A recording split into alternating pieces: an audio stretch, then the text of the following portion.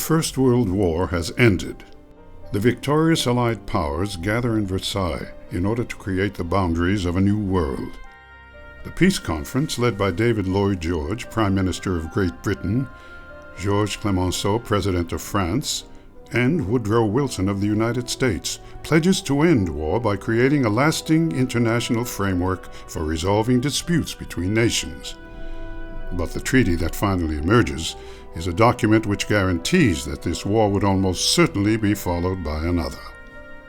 Germany is now a shadow of the imperial power that went to war in 1914. Not only is it forced to acknowledge its sole guilt for the war's instigation, but is also required to pay war reparations of up to $3 billion over the next 40 years. Its colonies stripped, its territory dismembered, and its population starved by an Allied blockade, it has no choice but to accept the harsh peace terms. With the abdication of the Kaiser, the new German Republic is a breeding ground for resentment and frustration, and prey to extremists and fanatics who inflame the desire to regain lost national honor. It is in this angry, nationalistic atmosphere that Adolf Hitler, a former corporal in the German Imperial Army, and his National Socialist German Workers' Party, the Nazi Party, begins to develop a small following.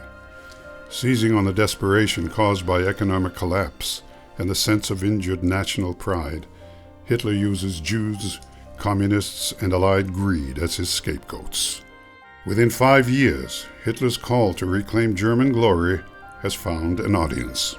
Within 10 years, his party has won the largest plurality of seats in the German parliament, the Reichstag, and he becomes head of government. Following elections in January 1933, aging German war hero President Paul von Hindenburg asks Hitler to form a government and become chancellor. After the death of Hindenburg in 1934, Hitler becomes undisputed ruler of Germany and proceeds to dismantle the Weimar Republic's democratic institutions. Within months, he eliminates or intimidates all opposition to his rule, setting fire to the Reichstag, unleashing terror against German citizens, and instigating an anti-Semitic campaign unlike any seen in Europe since the Middle Ages.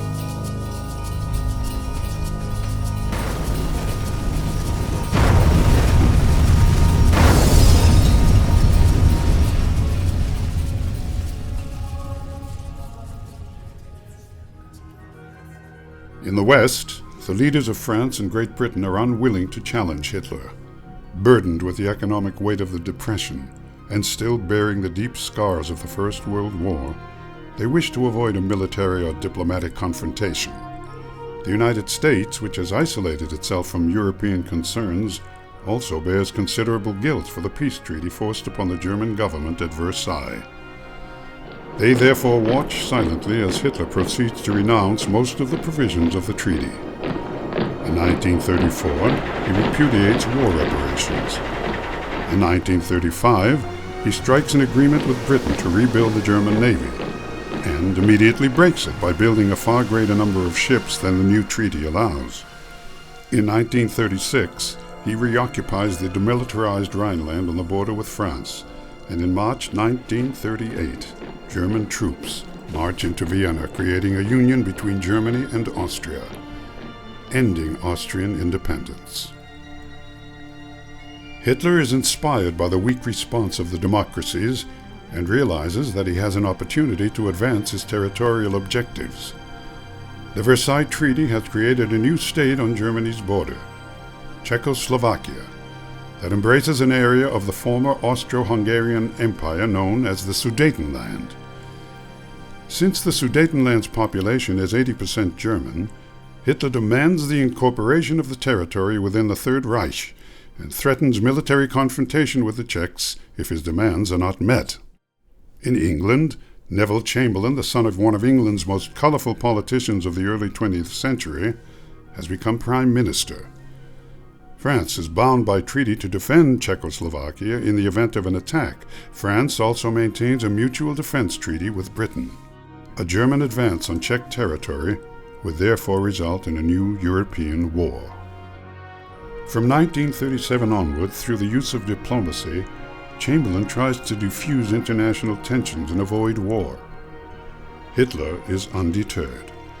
In September 1938, the British Prime Minister therefore begins his own personal shuttle diplomacy, traveling to Germany to meet Hitler 5 times in order to avoid a new military confrontation between the great powers and Germany.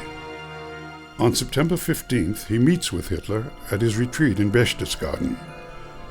They reach a preliminary agreement with Hitler, agreeing to take no military action without further discussion, while Chamberlain promises to persuade his cabinet and the French to accept the results of a plebiscite to be held in the Sudetenland. Shortly afterwards, the French Premier Edouard Daladier and his Foreign Minister Georges Bonnet meet with British diplomats in London and issue a joint statement that all areas with a population greater than 50% Sudeten German are to be given to Germany. The Czechoslovak government, which is not consulted, rejects the proposal, but is forced to reluctantly accept it on September 21st. This, however, is not enough for Adolf Hitler. He tells Chamberlain on September 22nd, when they meet again, that the Sudetenland is to be occupied by the German army, and the Czechoslovakians need to be evacuated from the area by September 28th. Chamberlain agrees to submit the new proposal to the Czechoslovaks, who reject it, as does the British cabinet and the French government. On September 24th, the French order a partial mobilization. It is the first French mobilization since World War I. The Czechoslovaks order a general mobilization 1 day later, transporting almost 1 million fully equipped soldiers to the outposts built on the frontier with Germany. In a last attempt to avoid war, Chamberlain proposes a full-power conference to be convened immediately to settle the disputes. Despite his desire for war, Hitler agrees, and he, Chamberlain, Daladier, and Benito Mussolini, the dictator of Italy, agree to meet in Munich on September 29, 1938. On September 30th, Chamberlain meets with Hitler once again and asks him to sign a peace treaty between the United Kingdom and Germany. Hitler happily agrees. Later that day, Chamberlain returns to Britain.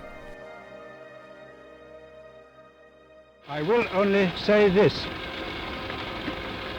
I trust that all concerned will continue their efforts to solve the Czechoslovak problem peacefully, because on that turns the peace of Europe in our time.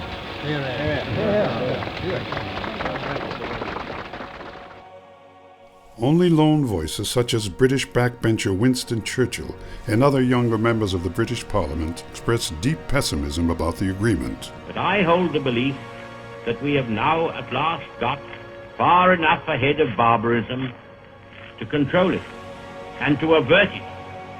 If only we realize what is afoot and make up our minds in good time. Within 6 months, Adolf Hitler has violated the Munich Agreement by occupying the rest of Czechoslovakia. He then turns his attention to Poland as the next country on his list of conquests. This time, the Allies are desperate to avoid the miscalculations of Munich. They guarantee the security of the Polish state. Hitler, aware that Britain and France have no means to protect or aid Poland, ignores their ultimatums. On September 1st, 1939, Germany invades Poland. And on September 3rd, Britain and France, reeling from the total failure of the policies of appeasement and left with no alternative, declare war. This we heard from them. By 11 o'clock, a state of war would exist between us, and that consequently this country is at war with Germany. The Second World War has begun.